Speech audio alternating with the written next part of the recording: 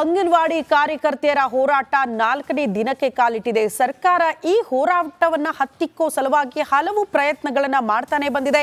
ನಿನ್ನೆ ಪೊಲೀಸರಿಂದ ಬಂದು ಅಲ್ಲಿ ಅನುಮತಿ ಪಡೆದಿಲ್ಲ, ಹೋರಾಟ ಮಾಡಕ್ ಅವಕಾಶ ಇಲ್ಲ ಅನ್ನುವಂತ ಖ್ಯಾತೆ. ಈಗ ನೀವು ಕೆಲಸಕ್ಕೆ ಹಾಜರಾಗದೇ ಇದ್ರೆ ಕ್ರಮ ಕೈಗೊಳ್ತೀವಿ ಅನ್ನುವಂತ ನೋಟಿಸ್. ಫ್ರೀಡಂ ಪಾರ್ಕ್ ನಲ್ಲಿ ಅಹೋರಾತ್ರಿ ಧರಣಿ ಆಗ್ತಾ ಇದೆ. ಈಗಲೂ ಕೂಡ ಅಂಗನವಾಡಿ ಕಾರ್ಯಕರ್ತೆಯರಿಂದ ಹೋರಾಟ ತಡೆಯೋದಕ್ಕೆ ಈಗ ರಾಜ್ಯ ಸರ್ಕಾರ ನೋಟಿಸ್ ಅಸ್ತ್ರ ಪ್ರಯೋಗ ಮಾಡ್ತಾ ಇದೆ. ಪ್ರತಿಭಟನೆ ಬಿಟ್ಟು ಇವತ್ತಿನಿಂದಲೇ ಕೆಲಸಕ್ಕೆ ಬನ್ನಿ, ಯಾರು ಕೆಲಸಕ್ಕೆ ಹಾಜರಾಗಲ್ವೋ ಅಂತವರ ವಿರುದ್ಧ ಕ್ರಮ ಕೈಗೊಳ್ತೀವಿ ಅನ್ನುವಂತ ನೋಟಿಸ್ ಇದು. ಆದ್ರೆ ಅಂಗನವಾಡಿ ಕಾರ್ಯಕರ್ತೆಯರ ಪಟ್ಟು ಇನ್ನೂ ಕೂಡ ಸಡಿಲಿಸಿಲ್ಲ. ನಮ್ಮ ಹೋರಾಟ ನಿರಂತರವಾಗಿರುತ್ತೆ. ಎಲ್ಲಿ ತನಕ ಅಂದ್ರೆ ನಮ್ಮ ಬೇಡಿಕೆಗಳನ್ನ ಈಡೇರಿಸುವ ಭರವಸೆ ಸಿಗೋ ತನಕ ಕೂಡ ಹೋರಾಟ ಮುಂದುವರಿಸ್ತೀವಿ ಅನ್ನುವಂತ ಎಚ್ಚರಿಕೆ ಕೊಟ್ಟಿದ್ದಾರೆ. ಈ ಬಗ್ಗೆ ಮತ್ತಷ್ಟು ಡೀಟೇಲ್ಸ್ ಅನ್ನ ಕೊಡ್ತಾ ಹೋಗ್ತಾರೆ ನಮ್ಮ ಪ್ರತಿನಿಧಿ ದೀಪ್ತಿ ತೋಳ್ಪಾಡಿ ನೇರ ಸಂಪರ್ಕದಲ್ಲಿ ಜಾಯಿನ್ ಆಗ್ತಿದ್ದಾರೆ.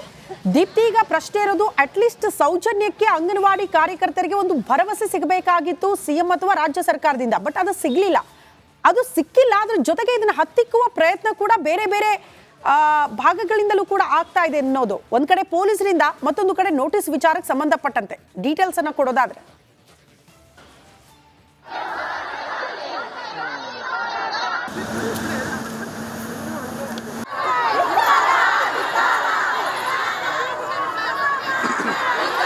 ಶ್ರುತಿ, ನಾನೀಗ ಫ್ರೀಡಂ ಪಾರ್ಕ್ ನಲ್ಲಿ ಇದ್ದೀನಿ. ಕಳೆದ 5 ದಿನಗಳಿಂದ ಅಂಗನವಾಡಿ ಕಾರ್ಯಕರ್ತೆಯರು, ಸಹಾಯಕಿಯರು ತಮ್ಮ ಬೇಡಿಕೆ ಈಡೇರಿಕೆಗಾಗಿ ಇಲ್ಲಿ ಧರಣಿ ಕೂತಿದ್ದಾರೆ, ಪ್ರತಿಭಟನೆಯನ್ನ ಮಾಡ್ತಾ ಇದ್ದಾರೆ.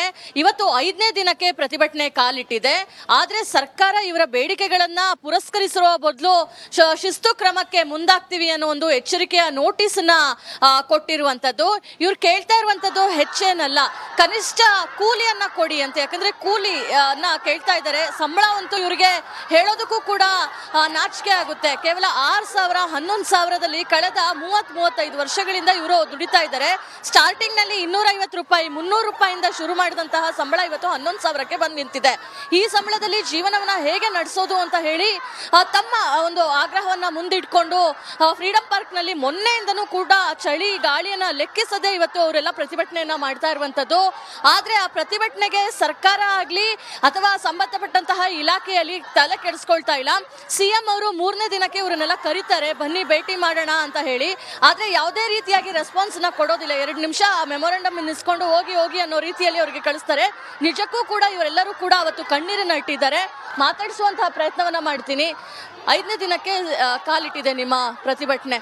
ಇವತ್ತು ಸರ್ಕಾರ ಶಿಸ್ತು ಕ್ರಮ ತಗೊಳ್ತೀವಿ ಅಂತ ಹೇಳ್ತಾ ಇದೆ. ಏನ್ ಹೇಳ್ತೀರಾ ಇದಕ್ಕೆ ಅಂತ? ಈಗ ಗುಬ್ಬಿ ಮೇಲೆ ಬ್ರಹ್ಮಾಸ್ತ್ರ ಅಂತ ಹೇಳ್ಬೋದು ಮೇಡಮ್, ಅಷ್ಟೇ. ಈಗ ನಾವೇನೇನು ಸೇವೆಗಳನ್ನು ಮಾಡ್ತಾ ಇದ್ದೀವಿ, ಉದ್ದೇಶಗಳನ್ನು ಮಾಡ್ತಾ ಇದ್ದೀವಿ, ಈ 50 ವರ್ಷದಲ್ಲಿ ನಮ್ಮಿಂದ ಏನೇನೆಲ್ಲ ಆಗಿದೆ ಅಂತ ಸರ್ಕಾರಗಳಿಗೆ, ಎರಡೂ ಸರ್ಕಾರಗಳಿಗೆ ಗೊತ್ತಿದೆ. ಆದರೂ ಕೂಡ ಕೇಂದ್ರ ಮತ್ತು ರಾಜ್ಯ ಸರ್ಕಾರಗಳನ್ನು ಕಣ್ಣು ಮುಚ್ಚಿ ಕೂತಿವೆ. ಈಗ ಗುಜರಾತಲ್ಲಿ ಈಗ ಒಂದು ಹೈಕೋರ್ಟ್ ಆದೇಶ ಆಯಿತು, ಅದೇ ರೀತಿಯಾಗಿ ನಮ್ಮ ಕರ್ನಾಟಕದಲ್ಲೂ ಮಾಡ್ಬೋದಲ್ಲ. ಈಗ ನಮ್ಮ ಕೇಂದ್ರದಲ್ಲೂ ಗೊತ್ತಿದೆ, ಪೋಷಣ್ ಟ್ರ್ಯಾಕರು, ಪೋಷಣ್ ಅಭಿಯಾನ, ಬೇಟಿ ಪಡಾವೋ ಬೇಟಿ ಬಚಾವೋ ಅನ್ನೋ ಕಾರ್ಯಕ್ರಮ ಮಾಡಿಸ್ತಿದ್ದಾರೆ. ವಿವಿಧ ರೀತಿಯ ವಿವಿಧ ಇಲಾಖೆಗಳನ್ನು ಕೆಲಸ ನಮ್ಮ ಹತ್ರ ಮಾಡಿಸ್ತಾ ಇದ್ದಾರೆ.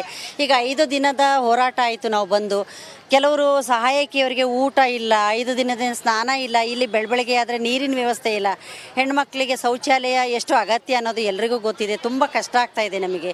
5 ದಿನ ಆದ್ರೂ ಕೂಡ ಸರ್ಕಾರ ನಮಗೆ ಸ್ಪಂದನೆ ಕೊಡ್ತಾ ಇಲ್ಲ. ಯಾವ ರೀತಿ ಶಿಸ್ತು ಕ್ರಮ ಅಂತ ಹೇಳ್ತಿದ್ದಾರೆ. ಹೇಗೆ ನೀವು ಹೋಗೋರ ಶಿಸ್ತು ಕ್ರಮಕ್ಕೆ? ಇಲ್ಲ ಮೇಡಮ್, ನಾವು ಹೆದರೋದಿಲ್ಲ. ನಾವು ಶಿಸ್ತು, ನಮಗೆ ಏನೋ ಒಂದು ಆದೇಶ ಬೇಕು, ನಮಗೆ ಭರವಸೆ ಬೇಡ. ಆದೇಶ ಸಿಕ್ಕ ಮೇಲೆ ನಮಗೆ ನಮ್ಮ ಜೀವನಕ್ಕಾಗ್ಲಿ, ನಮಗಿಲ್ದೇ ಇದ್ರು ಮುಂದೆ ಬರೋ ಅಂಗನವಾಡಿ ಕಾರ್ಯಕರ್ತ ಇರ್ತಾರೆ, ಅವ್ರ ಜೀವನನಾದ್ರೂ ಒಳ್ಳೇದಾಗ್ಲಿ ಅಂತ ಹೇಳಿ ನಾವಿಲ್ಲಿ ಕುತ್ಕೊಂಡಿದ್ದೀವಿ. ಇವತ್ತು ನಮಗೆ ಕುತ್ಕೊಳಕ್ ಬರಲ್ಲ, ಮೊಣಕಾಲಿನಿಂದ ಕಾಲು ನೋವು, ಮಂಡಿ ನೋವು, ಆದ್ರೂ ಕಾಲು ಬಾವು ಬಂದಿದ್ದಾವೆ, ಆದ್ರೂ ಕುತ್ಕೊಂಡಿದೀವಿ. ಯಾಕೆ ಅಂದ್ರೆ ನಮ್ಮ ಜೀವನ ಮುಂದೆ ಅಂತ್ಯ ಮುಗಿದ್ರು ಕೂಡ ಮುಂದಿನವರಿಗೆ ಒಳ್ಳೇದಾಗ್ಲಿ, ಇದು ಅವರಾದ್ರೂ ಬಾಳ್ಲಿ, ಬದುಕ್ಲಿ, ಅವ್ರ ಮಕ್ಕಳು ಚೆನ್ನಾಗಿ. ಓಕೆ ದೀಪ್ತಿ, ಧನ್ಯವಾದಗಳು ತಮ್ಮೆಲ್ಲ ಮಾಹಿತಿಗೆ. ಅಂಗನವಾಡಿ ಕಾರ್ಯಕರ್ತೆಯರ ಹೋರಾಟ 4ನೇ ದಿನಕ್ಕೆ ಕಾಲಿಟ್ಟಿದೆ. ಸರ್ಕಾರ ಈ ಹೋರಾಟವನ್ನ ಹತ್ತಿಕ್ಕೋ ಸಲುವಾಗಿ ಹಲವು ಪ್ರಯತ್ನಗಳನ್ನ ಮಾಡ್ತಾನೆ ಬಂದಿದೆ. ನಿನ್ನೆ ಪೊಲೀಸರಿಂದ ಬಂದು ಅಲ್ಲಿ ಅನುಮತಿ ಪಡೆದಿಲ್ಲ, ಹೋರಾಟ ಮಾಡಕ್ ಅವಕಾಶ ಇಲ್ಲ ಅನ್ನುವಂತ ಖ್ಯಾತೆ. ಈಗ ನೀವು ಕೆಲಸಕ್ಕೆ ಹಾಜರಾಗದೇ ಇದ್ರೆ ಕ್ರಮ ಕೈಗೊಳ್ತೀವಿ ಅನ್ನುವಂತ ನೋಟಿಸ್. ಫ್ರೀಡಂ ಪಾರ್ಕ್ ನಲ್ಲಿ ಅಹೋರಾತ್ರಿ ಧರಣಿ ಆಗ್ತಾ ಇದೆ. ಈಗಲೂ ಕೂಡ ಅಂಗನವಾಡಿ ಕಾರ್ಯಕರ್ತೆಯರಿಂದ ಹೋರಾಟ ತಡೆಯೋದಕ್ಕೆ ಈಗ ರಾಜ್ಯ ಸರ್ಕಾರ ನೋಟಿಸ್ ಅಸ್ತ್ರ ಪ್ರಯೋಗ ಮಾಡ್ತಾ ಇದೆ. ಪ್ರತಿಭಟನೆ ಬಿಟ್ಟು ಇವತ್ತಿನಿಂದಲೇ ಕೆಲಸಕ್ಕೆ ಬನ್ನಿ. ಯಾರು ಕೆಲಸಕ್ಕೆ ಹಾಜರಾಗಲ್ವೋ ಅಂಥವರ ವಿರುದ್ಧ ಕ್ರಮ ಕೈಗೊಳ್ತೀವಿ ಅನ್ನುವಂಥ ನೋಟಿಸ್ ಇದು.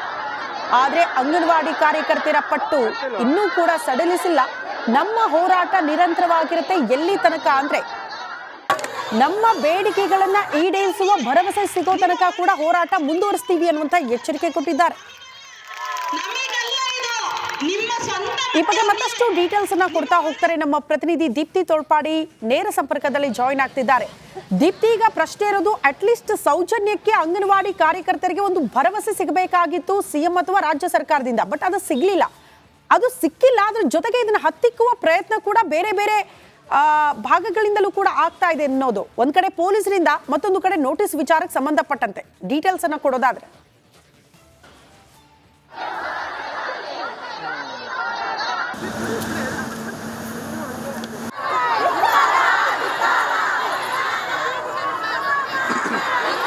ಶ್ರುತಿ, ನಾನೀಗ ಫ್ರೀಡಂ ಪಾರ್ಕ್ ನಲ್ಲಿ ಇದ್ದೀನಿ. ಕಳೆದ 5 ದಿನಗಳಿಂದ ಅಂಗನವಾಡಿ ಕಾರ್ಯಕರ್ತೆಯರು, ಸಹಾಯಕಿಯರು ತಮ್ಮ ಬೇಡಿಕೆ ಈಡೇರಿಕೆಗಾಗಿ ಇಲ್ಲಿ ಧರಣಿ ಕೂತಿದ್ದಾರೆ, ಪ್ರತಿಭಟನೆಯನ್ನ ಮಾಡ್ತಾ ಇದ್ದಾರೆ. ಇವತ್ತು 5ನೇ ದಿನಕ್ಕೆ ಪ್ರತಿಭಟನೆ ಕಾಲಿಟ್ಟಿದೆ.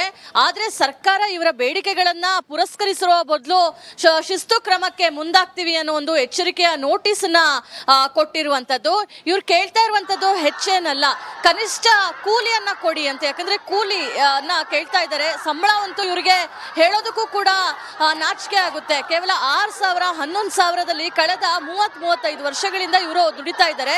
ಸ್ಟಾರ್ಟಿಂಗ್ ನಲ್ಲಿ 250 ರೂಪಾಯಿ 300 ರೂಪಾಯಿಂದ ಶುರು ಮಾಡಿದಂತಹ ಸಂಬಳ ಇವತ್ತು 11,000ಕ್ಕೆ ಬಂದು ನಿಂತಿದೆ. ಈ ಸಂಬಳದಲ್ಲಿ ಜೀವನವನ್ನ ಹೇಗೆ ನಡೆಸೋದು ಅಂತ ಹೇಳಿ ತಮ್ಮ ಒಂದು ಆಗ್ರಹವನ್ನ ಮುಂದಿಟ್ಕೊಂಡು ಫ್ರೀಡಂ ಪಾರ್ಕ್ ನಲ್ಲಿ ಮೊನ್ನೆಯಿಂದನೂ ಕೂಡ ಚಳಿ ಗಾಳಿಯನ್ನ ಲೆಕ್ಕಿಸದೆ ಇವತ್ತು ಅವರೆಲ್ಲ ಪ್ರತಿಭಟನೆಯನ್ನ ಮಾಡ್ತಾ ಇರುವಂತದ್ದು. ಆದ್ರೆ ಆ ಪ್ರತಿಭಟನೆಗೆ ಸರ್ಕಾರ ಆಗ್ಲಿ ಅಥವಾ ಸಂಬಂಧಪಟ್ಟಂತಹ ಇಲಾಖೆಯಲ್ಲಿ ತಲೆ ಕೆಡಿಸ್ಕೊಳ್ತಾ ಇಲ್ಲ.